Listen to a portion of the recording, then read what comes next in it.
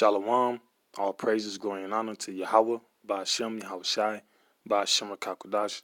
Yahweh is the true name of the Heavenly Father. Ba'ashem means in the name. Yahweh Shai is whom the world ignorantly and stubbornly calls Jesus. Rakakodash means Holy Spirit. That was the true Hebrew language. Double honors to the apostles and elders at Great Millstone that rule well through the scriptures. Peace to the hopeful elect. All right. The title of this lesson would be called Things That the Caucasians, or biblically known as the Edomites, have to pay for. And this is one of them. The war heroes who were abandoned by their home countries. All right. So you have to pay for that. All right. This is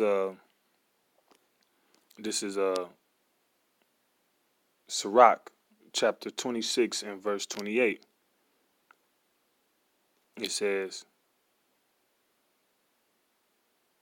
"There be two things that grieve my heart, and the third maketh me angry: a man of war that suffereth poverty, and men of understanding that are not set by, and one that returneth from righteousness to sin. The Lord prepareth such an one for the sword." All right, so we're going to deal with the first one. It says, a man of war that suffereth poverty, because that shouldn't be. You defended this country, you defended your land, and you come back home to suffer poverty. Men of war were supposed to be rich. Men of war in the scriptures were rich. That was honorable. Your efforts, like people say, freedom ain't free, right? You risk your life to ensure the safety of your countrymen. There's no way you should be poor. And then you come back to a system that's supposed to be for you. You're supposed to get these so-called rights and benefits, only to go through a whole system and documents and filings and hearings to be given a small portion.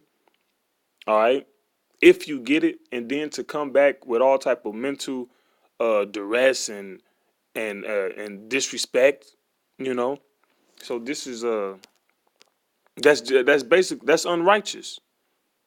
Is meaning unright is not right. All right. Now, if we follow things, see, the Bible is right. The Lord is right. Let's see what the Lord say. This is Joshua 17:1. It says, "There was also a lot for the tribe of Manasseh, for he was the firstborn of Joseph, to wit, for Machir, the firstborn of Manasseh, the father of Gilead, because he was a man of war. Therefore, he had Gilead and Bashan." See, he was a man of war, so he was given a double portion. He was given 2 lots of land. Why? Because he was a man of war. All right. Now let's read some of these things, and I'm not gonna read the ones dealing with the so-called white people. All right, with the Caucasians in this article, because it pales in comparison. All right. Like this guy, I read all of them. Like this guy, Erwin Rommel. He was in the so-called German army. He got indicted for treason or whatever. All right. I'll hint at him, but he didn't. It wasn't on the level of this man, Henry Johnson. All right. I'll read a little. Henry Johnson stood only 5'4" and weighed 130 pounds. All right. It says, emerging as a bona fide hero in World War I and becoming the first American soldier to earn the Croix de Gras, France's highest military honor, with the coveted gold palm. Sadly, it took nearly a century for Johnson's own country to award him a posthumous Medal of Honor in 2015. So after he died, all right, see, that's how the Caucasian do. After you die, then they'll give you an apology. All right. Let me read some more.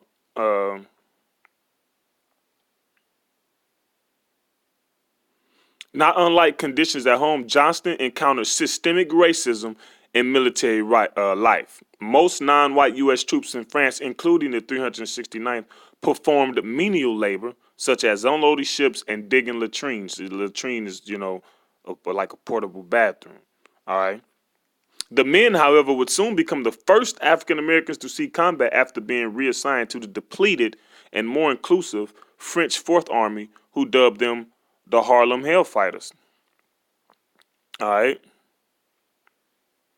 It says on the night of May 14th, 1918, near the Argonne Forest, Johnson and fellow Private Needham Roberts stood sentry duty when German snipers began firing at them. Johnson countered by lobbing grenades, but the fast approaching enemy soon surrounded the two Americans and severely wounded the 17-year-old Roberts. After exhausting his ammunition, Johnson continued to fight using the butt of his rifle, a bolo knife, and his fists. He eventually killed 4 enemy soldiers and wounded more than a dozen others before reinforcements arrived. More importantly, Johnson prevented the Germans from breaking the French line despite suffering 21 wounds during the furious 1-hour battle. For his actions, he earned the moniker Black Death. When the Hellfighters arrived home in February 1919, they weren't allowed to join the official victory parade in New York City with the other returned U.S. troops. All right? Look, the government also used his image on victory war stamps. Henry Johnson licked a dozen Germans. How many stamps have you licked? So they keep their hatred towards you and then they profit off you. All right?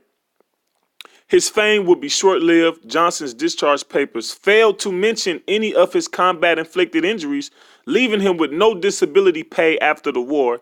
He then returned to Albany and resumed his old job as a porter, but his physical limitations made it difficult for him to perform his normal duties. He gradually drifted into alcoholism and died penniless in 1929 at the age of 32. So that's what your country had for you. All right. All right. So Muhammad Ali had the right idea about not going to the Vietnam War, not wanting to fight. There no Vietnamese do nothing to him. So why should us, the Israelites, so-called Negroes, Latinos, Native Americans, go and fight for the so-called white man, for the Caucasian? All right, so we can help him further oppress other people. All right, look, this is what you got. This is what you got to look forward to. All right, and it's still happening on today. You got out here in Indianapolis, you got people, war veterans, homeless with signs. This is Exodus 23 and 32.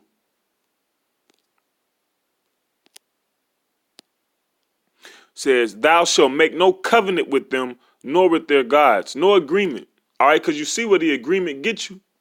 All right, you agree, look, I'll risk my life to fight for this country, and you pay me. All right. And if I get wounded, then I'm supposed to get disability. If this happened, I'm supposed to get that. If that happened, all right. You see the men of war in the scriptures were wealthy. All right.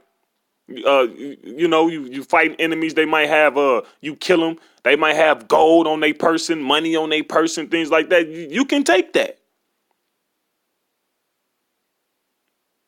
It says, they shall not dwell in thy land, lest they make thee sin against me. For if thou serve their gods, it will surely be a snare unto thee. And making a covenant with these people, these Caucasians, is a snare unto us. We make agreements with you. We do what you say do, but you got to read the fine print. All right, you use all this exorbitant language, all right, confusing language, and all this to basically where you get the upper hand. Let's read some more stories. All right, skip that one. Oh, and this one deals with the British with this Nepalese man. They didn't want to, and he's still alive, I believe. No, he died recently. But they didn't want to, and he went hard for him. He could have been a Jake because our people scattered. He went hard for these people. And the British failed to recognize him. All right. Let me see. Yeah. Yeah, he just wanted treatment. He was suffering. He was sick. And all he wanted was medical treatment. And the British failed to. They said, no, he says he failed to demonstrate strong ties with the UK. But it had, like I said, it took a media blitz and public outrage for him to finally just to receive some treatment. I'm not going to read about David Hackworth because this was a so-called white man who was He didn't suffer. It wasn't like the scripture says, they're not in trouble as other men. See, their trouble just a little bit, you know, our people get bashed over the head, and like the so-called Negro, Latino, Native American get bashed over their head.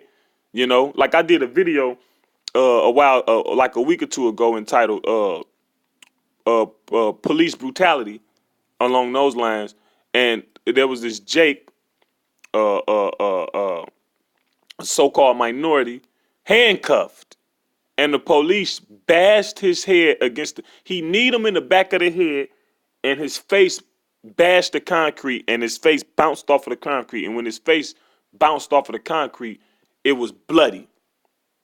And under one of the comments, which I believe was a Caucasian, he wrote under there, "This is not police brutality. The appropriate force was applied." Now, that would have been a so-called white man. All right, it'd have been riots. So this guy, I'm not gonna deal with David Hackworth because, oh, that's another guy, because he ain't really, he ain't suffer under the level of everybody else I'm reading. He shouldn't even be mentioned in this article, honestly. Eusebio Mibiyuki, all right, he's still alive, by the way. All right, and he was in Africa, all right, and his people was forced into army, but a lot of them was forced, and some of them was did it willingly. But it says these days, however, the centenarian, because he's 100 years, is fighting poverty and long-standing discrimination that saw black troops receive 3 times less payment than white soldiers, and often nothing at all. So he's still fighting poverty. All right. It says, let me see some of the things that he did. It says, upon arrival, they faced not only a seasoned, well-entrenched Japanese army, but frequent beatings by the hands of racist British officers. So you gotta deal with war, and your superiors just beating you. All right.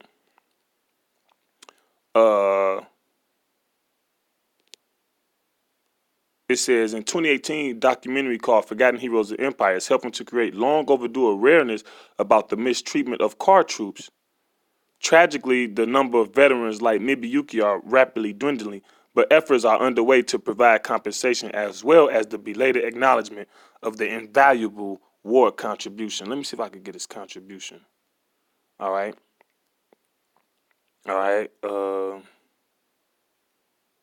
It says, the deployment formed part of the largest single movement of African men overseas since the transatlantic slave trade. All right. Okay, that's, Edward Carter. Edward Carter. Okay. It says, when the tank on which he was riding received heavy bazooka and small arms fire, Sergeant Carter voluntarily attempted to lead a 3-man group across an open field. Within a short time, 2 of his men were killed and the 3rd seriously wounded. Continuing on alone, he was wounded 5 times and finally forced to take cover. As 8 enemy riflemen attempted to capture him, Sergeant Carter killed 6 of them and captured the remaining 2. He then crossed the field using as a shield his 2 prisoners, from which he obtained valuable information concerning the disposition of enemy troops. Okay? Now look how hard our people going for you in this army. All right? And can't even get, not only do they not get compensation, they don't even get recognition for their efforts. All right? People should know about him. Okay? It says, Carter joined the Army in 1941 as a sergeant, but soon found himself subjected to racism within the segregated U.S. military, making matters worse, okay, because he worked in China for a while.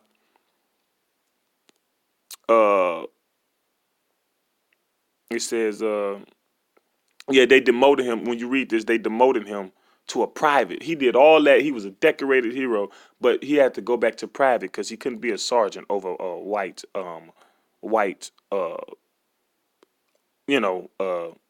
soldiers. All right.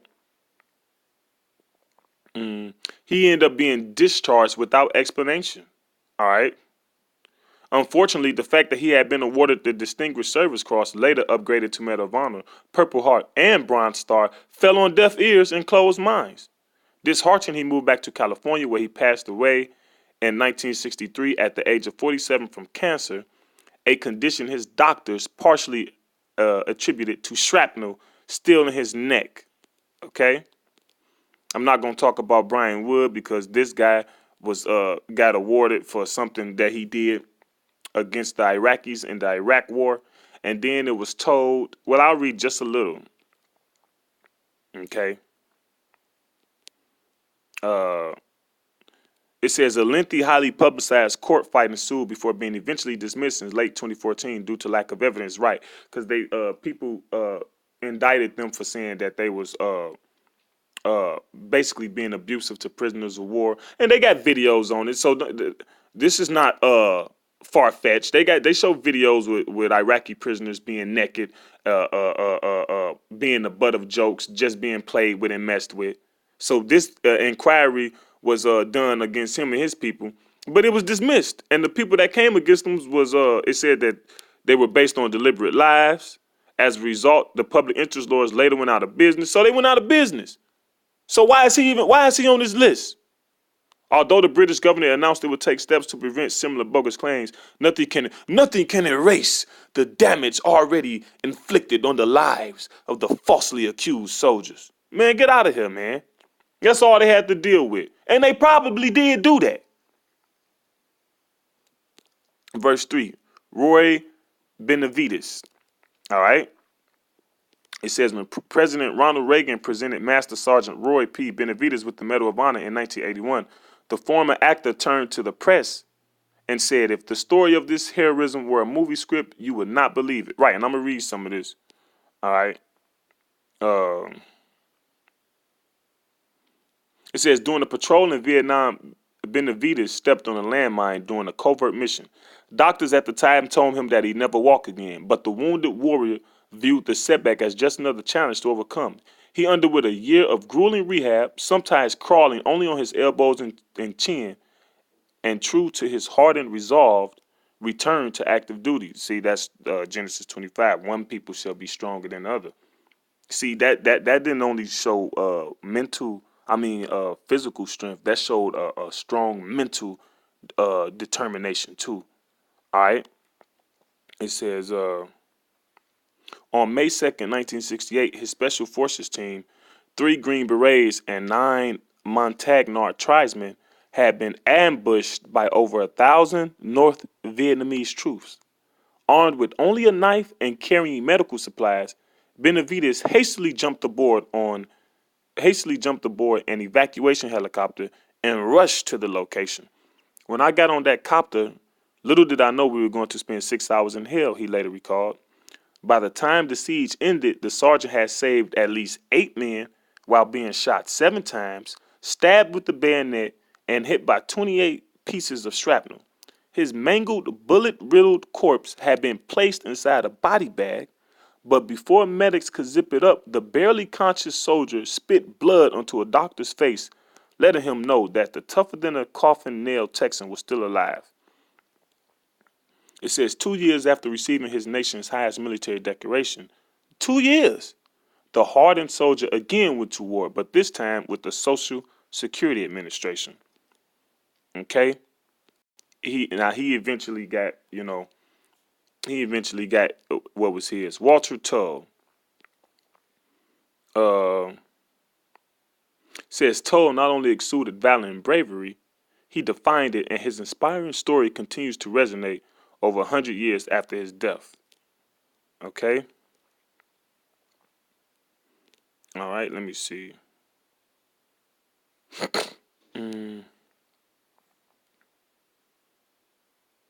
Okay. Says he was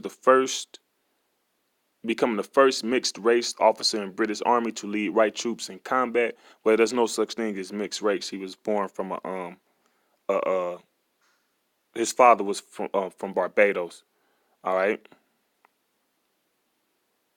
He fought valiantly at the Battle of Messines in June 1917 before moving to the Italian front, where he earned praise by his superior officer for gallantry and coolness. Yeah, our people are cool. All right. Tull led 26 men across the fast-moving river Piave in a successful night raid into enemy territory and brought them all back unharmed. He received a recommendation for a military cross, a medal he would not receive for reasons never explained. Uh, mm, it says over the years, calls to posthumously award Tull his well-dressed military cross continued to grow louder. A moving tribute took place in 1918 to mark the centenary of the end of the First World War, featuring Tull's portrait. So he never got it. All right, never got the war. Not even posthumously. The Navajo Code Talkers. All right, we know if you're not familiar with the Navajo Code Talkers, they every military code has been cracked except for this one because their language and their dialect, the Japanese couldn't decipher it, right? So with all that, they said without them, they said they relayed and received 800 coded messages that were never broken, and it said without them, Iwo Jima, the Marines would have never taken Iwo Jima, right? Okay.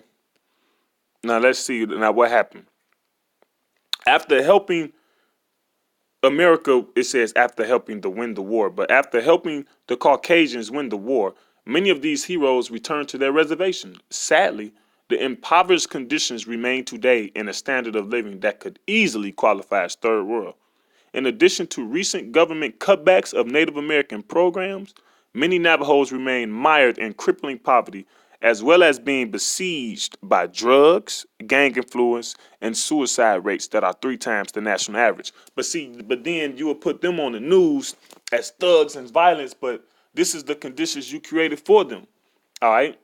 This condition of hopelessness. All right? And if our people knew the truth, they would have hope, because the truth is you Caucasians are our enemy. You Edomites, you prove you are our enemy every day. Whether it be the past, the present, all right? Because we looking at the past right now, but look at the present. Our people still getting lynched, all right? The police still killing unarmed so-called blacks, Latinos, and Native Americans.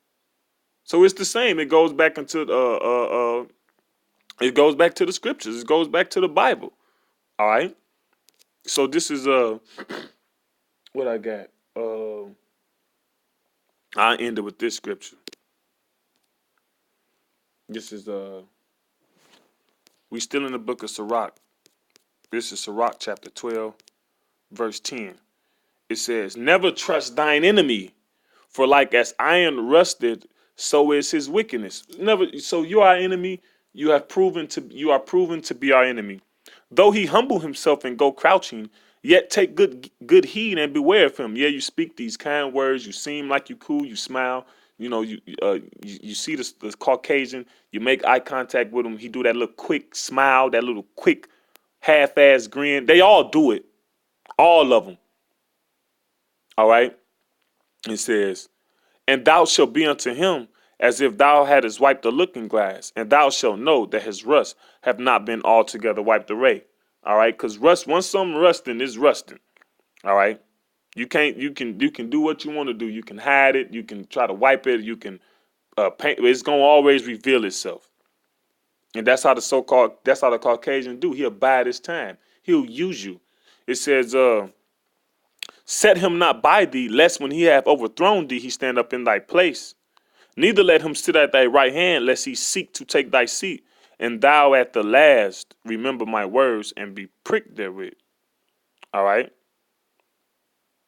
It says, "Who will pity a charmer that has been with the serpent, or any such as come nigh wild beasts?" So when you make an agreement with a covenant with him, know that there's some fine print somewhere. Know that he's liable to put fuckery in there. That's what he does. That's what history told us. It says, so one that goeth to a sinner and is defiled with him in his sins, who will pity? All right. It says, for a while he will abide with thee, but if thou begin to fall, he will not tarry. All right. An enemy speaketh sweetly with his lips, but in his heart he imagineth how to throw thee into a pit. He will weep with his eyes, but if he find opportunity, he will not be satisfied with blood. Yeah, he find opportunity, he gonna go to the full extent to destroy you and your seed. All right. If adversity come upon thee, thou shalt find him there first. And though he pretend to help thee, yet shall he undermine thee. He will shake his head and clap his hands and whisper much and change his countenance. So with that, Lord willing, this was an edifying lesson to the hopeful elect. Call Halayim La Yahweh, Bahashem Yahushai, Bahashem Rakakodash, Shalom.